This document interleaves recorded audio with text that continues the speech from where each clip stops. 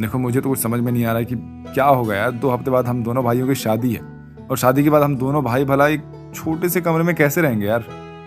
यही सोच सोच कर तो मेरी भी रातों की नींद उड़ी हुई है। अरे बच्चों, क्यों इतनी फिक्र कर रहे हो? मेरी दोनों होने वाली बहुएं काफी समझदार है और बस सिर्फ कुछ समय की ही तो बात है। कौन सा तुम दोनों भाइयों को जिंदगी भर के लिए अपनी पत्नियों के साथ एक कमरे में रहना है। नितेश गौरव की बहन अलका की कुछ समय पहले ही उन लोगों ने शादी की थी। शादी में ज्यादा खर्चा करने की वजह से उन लोगों को अपना घर तक बेचना पड़ा था। अब वो सब एक कमरे और हॉल के छोटे से घर में रहते हैं। शादी के बाद अब दोनों भाई अपनी पत्नी के साथ एक कमरे में कैसे रहेंगे, इस बात की फिक्र उन दोनों को सताए जा रही थी। ऐसे ही समय गुजरता है और आखिरकार दोनों भाई शादी करके अपनी अपनी पत्नी के साथ अपने घर में आ जाते हैं। भाभी, मुझे तो काफी नींद आ रही है। चलिए अब हम अपने कमरे में चलते हैं। दोनों देवरानी जेठानी जैसे ही अपने कमरे की तरफ जाने लगते हैं तो वो देखते हैं कि पूरे घर में सिर्फ एक ही हॉल है और एक ही कमरा। ये क्या? इस घर में तो बस एक ही कमरा है। दोनों देवरानी जेठानी आपस में बात कर ही रही होती हैं कि तभी उन दोनों के पति वहां पर आ जाते हैं। ये सब क्या है गौरव? नितेश, यहाँ सिर्फ एक कमरा क्यों है? दूसरा कमरा कहाँ है? अपनी अपनी पत्नियों के पूछने पर दोनों भाई एक दूसरे की शक्ल देखते हैं और कमरे में रहने वाली बात आखिरकार उन्हें बता ही देते हैं। हाँ, आप दोनों का दिमाग तो खराब नहीं हो गया है? शादी के बाद भला हम सब एक कमरे में कैसे रह सकते हैं? कहीं आप लोग हमारे साथ कोई मजाक तो नहीं कर रहे हैं? नहीं बहू, ये कोई मजाक नहीं है।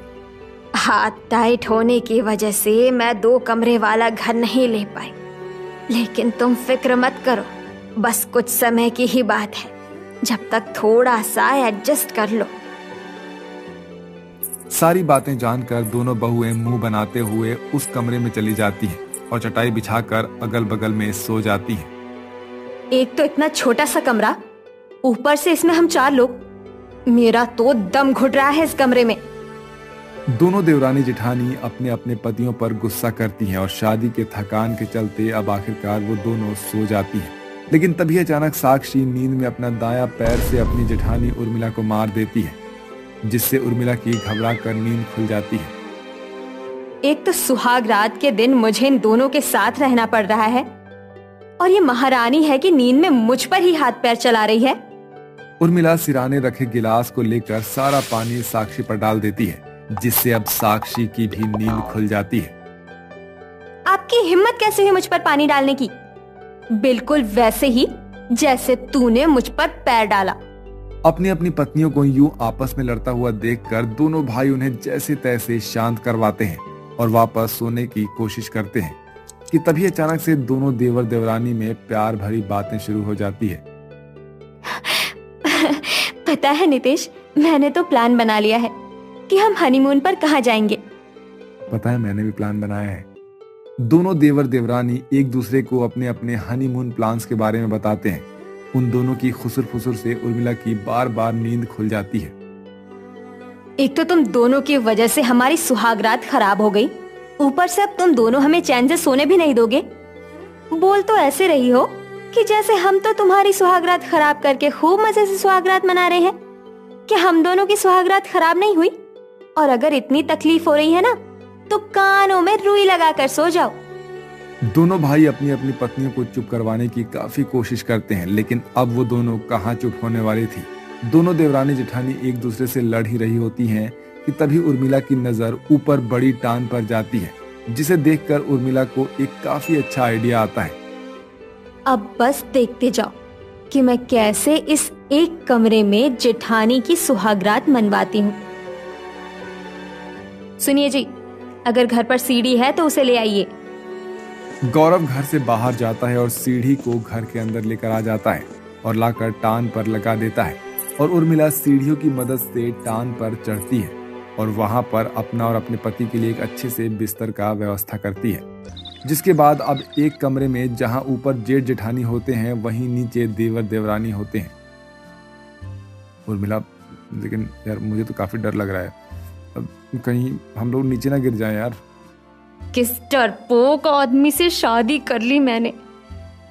अरे मुझे डर नहीं लग रहा, और मर्द होकर तुम हो कि चूहे की तरह कांप रहे हो। सो जाओ चुपचाप से। अब एक तरफ जहां ऊपर जेठ जेठानी आखिरकार अपनी सुहाग रात मनाते हैं, तो वहीं नीचे भी देवर देवरानी का कुछ ऐसा ही हाल होता है। कुछ भी बोलो, मेरी जेठानी ने तरकीब तो बढ़िया निकाली है। एक कमरे में होकर भी अब हम आराम से सुहागरात मना सकते हैं। देवरानी जेठानी एक कमरे में रहकर भी अच्छी खासी सुहागरात मना लेती हैं और ऐसे ही सुबह हो जाती है।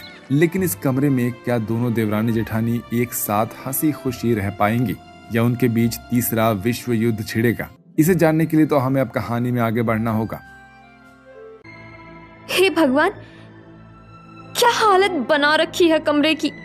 कपड़े एक तरफ पड़े हैं तो कमरे का सामान एक तरफ। इन्हें कौन सही जगह पर रखेगा? मुझे तो अपना कमरा ऐसा ही रखना पसंद है। अगर तुम्हें तकलीफ हो रही है तो तुम ही साफ कर दो।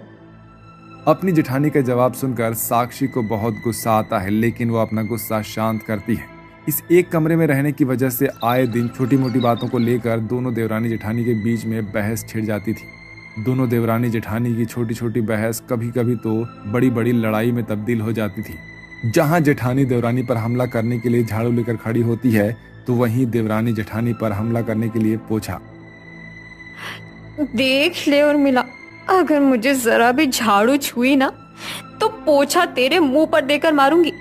फिर गंदगी के साथ साथ तेरा मुंह भी साफ हो जाएगा। और अगर मैंने भी इस झाड़ू से मार मार कर तेरी हजामत ना बना दी तो मेरा नाम भी उर्मिला नहीं।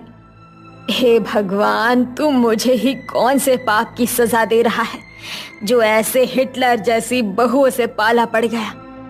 अपनी बहू को इस तरह से लड़ता हुआ देखकर माधवी को काफी ज्यादा दुख होता है, और वो अपनी सास और पतियों के लाख समझाने पर भी दोनों देवरानी जेठानी अपनी लड़ने की आदत से बाज नहीं आती हैं। ऐसे ही समय गुजरता है और हर रोज की तरह जेठानी उर्मिला अपनी टान वाले बिस्तर पर सो रही होती है। लेकिन तभी अचानक उर्मिला नींद में गलत तरफ से करवट ले लेती है और सीधा जमीन पर आकर गिरती है। मेरी कमर, मोरी मैया, मैं तो मर गई। ज्यादा ही शौक था ना ऊपर वाले बिस्तर पर सोने का। अब आया मजा? अपनी देवरानी को अपना मजाक उड़ाता देखकर उर्मिला को काफी ज्यादा गुस्सा आता है। ऐसे ही एक दिन अब जब साक्षी नीचे जमीन पर सो रही होती है, तो उसे काफी ज्यादा मच्छर परेशान करने लगते हैं। मच्छरों ने काट काट कर तो मेरा सारा खून पी लिया। क्यों बेटा, अब आया ना मजा? अब खेलो मच्छरों के साथ डांडिया। हर दिन अपनी दोनों बहुओं की ऐसे लड़ाई से माधवी काफी ज्यादा परेशान हो जाती है। लगता है अब मुझे अलग कमरा बनवाना ही पड़ेगा, लेकिन कैसे? मेरे पास तो इतने पैसे भी नहीं हैं। एक काम करती हूँ, मरने से पहले इन्होंने मेरे लिए आखिरी बार जो इकलौता हार बनवाया था उसे ही बेच देती हूँ। कम से कम दोनों बहुओं के बीच इस लड़ाई से तो छुटकारा मिलेगा। देवरानी जेठानी चुपके से अपनी सास की बात सुन लेती है। अपनी लड़ाई में हम तो घर वालों के बारे में सोचना ही भूल गए थे कि उन पर इसका क्या असर पड़ेगा। ठीक कह रही हो आप भाभी, सच में इतने बड़े होने के बावजूद भी हम किसी छोटे बच्चे की तरह लड़ते रहे। मुझे तो अपनी गलती पर काफी पछतावा हो रहा है। देवरानी जेठानी एक दूसरे से माफी मांगकर अपनी सास से भी अपनी गलती के लिए माफी मांगती है और आराम से एक ही कमरे में रहने लगती हैं। वहीं कुछ समय में दोनों भाई मेहनत करके अच्छे खासे पैसे जोड़ लेते हैं और अब जल्दी से अपने लिए अलग अलग कमरा बनवाते हैं और अब दोनों देवरानी जेठानी अलग अलग कमरे में हंसी खुशी रहती हैं।